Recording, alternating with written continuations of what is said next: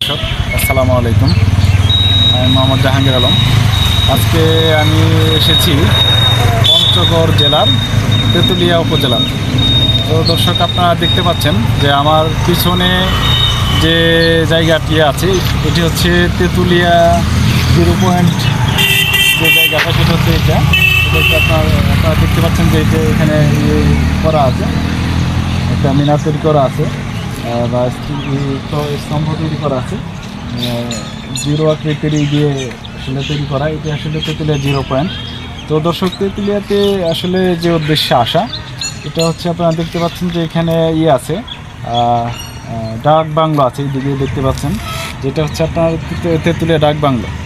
তো ডাক বাংলোতে আসার যে মেন উদ্দেশ্য, পঞ্চগড়ে মানুষ আসে, পঞ্চগড়ে কিছু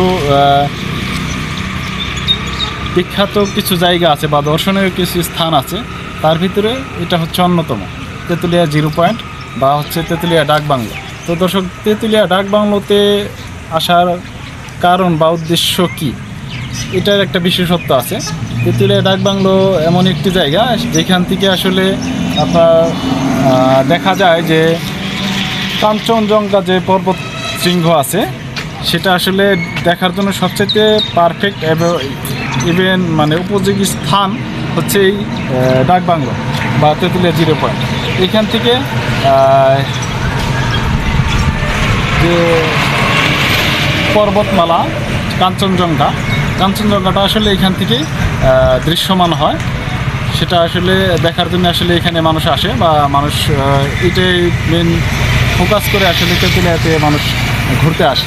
তো দর্শক, আজকে আপনাদের দেখাবো যে কোন জায়গা থেকে আসলে এই কাঞ্চনজঙ্ঘা পর্বতটা দেখা যায়, সেটা আমি আপনাদের দেখাবো।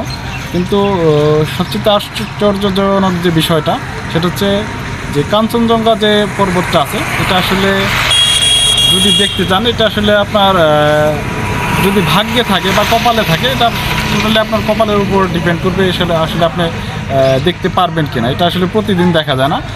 এটা আসলে দেখার জন্য কিছু শর্ত আছে।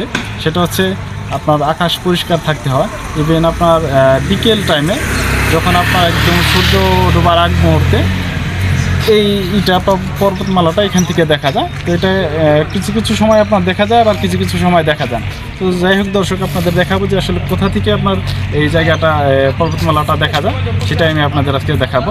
তো দর্শক, চলুন যে দেখা যাক। এটা আসলে এই ডাক বাংলোটার ভিতরে যে একটা জায়গা আছে, এখান থেকে আসলে চলুন দর্শক দেখি আমরা।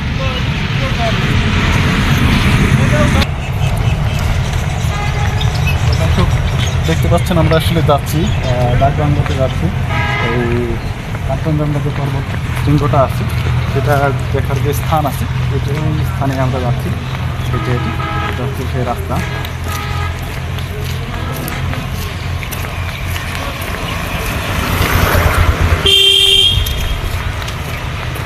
এখানে আরেকটা বিশেষত্ব আছে, সেটা হচ্ছে এটা একটা দর্শনীয় স্থান, প্লাস হচ্ছে এটা একটা ছোট একটা পার্ক এখানে করা হয়েছে, প্রতিষ্ঠা করা হয়েছে। এই দেখতে পাচ্ছেন আপনার যে মূর্তি দেওয়া আছে, এগুলো আসলে এই পার্কেরই একটা অংশ। ডাক বাংলো প্লাস হচ্ছে পার্ক।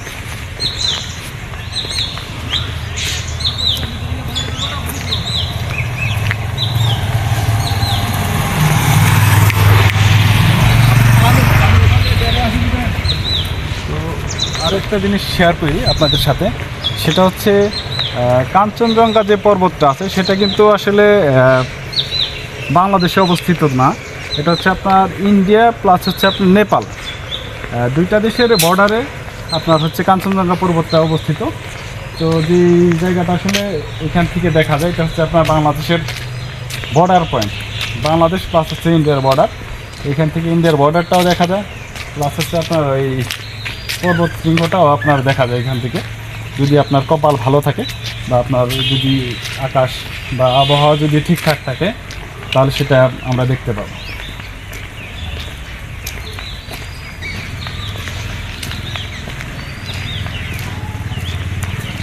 কাঞ্চনজঙ্ঘা তো দর্শক দেখতে পাচ্ছেন, এইটা হচ্ছে আপনার পিকনিক কর্নার, প্লাস হচ্ছে তেঁতুলিয়া পিকনিক কর্নার প্রবেশদ্বার। তো দর্শক, আরেকটা যে জিনিস, যে ইনফরমেশন আপনাদের সাথে শেয়ার করতে চাচ্ছি, সেটা হচ্ছে কাঞ্চনজঙ্ঘা যে পর্বতটা আছে, সেটা কিন্তু আসলে পৃথিবীর দ্বিতীয় বৃহত্তম পর্বতমালা। এটা আসলে এটার উচ্চতা আপনার 8,500 মিটার, প্রায় আপনার 30,000 ফুটের উপরে উচ্চতা। এটা আসলে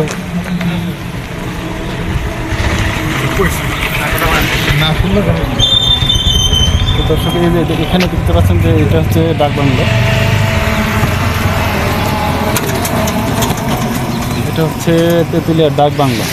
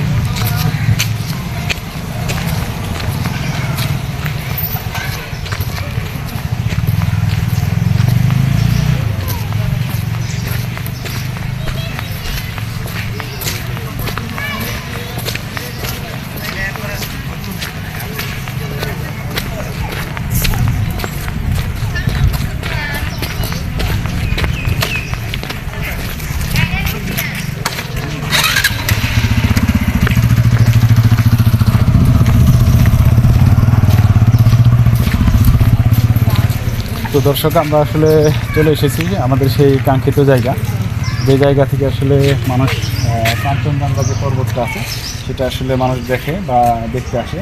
এটা হচ্ছে সেই জায়গা। আপনারা দেখতে পাচ্ছেন যে সামনে যে ইয়েটা আছে, নদীটা আছে, এটা কিন্তু একটা নদী। তো এটা আসলে এখন শীতকাল, সেজন্য আসলে নদীতে পানি নাই, পানি শুকিয়ে গেছে।